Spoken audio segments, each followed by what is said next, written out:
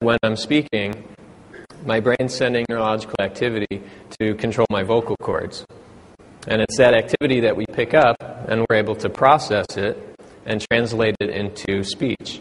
And so one of the applications that we're developing is what we call voiceless communication. So it's the idea that essentially, take for example when you're talking on a cell phone, why do all the people around you need to hear your conversation? With this technology, we can enable people to speak silently and not miss important calls. So we'll give you an example of that. So this will take a second here. Okay. Should I pick up this phone? Yeah. So what we're going to do is place one of the first voiceless cell phone conversations. There we go. Nice ringtone.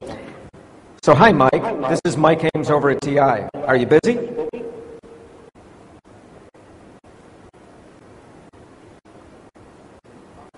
I'm kind of in the middle of something. Oh, I just had a quick question for you. So I can talk both verbally and also silently to answer his question. Are you available to meet with members of the press afterwards?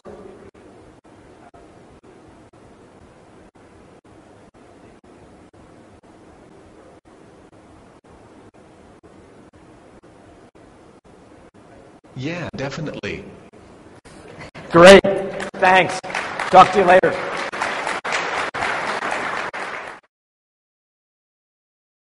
The performance that we're able to achieve at this moment is similar to the early days of speech recognition.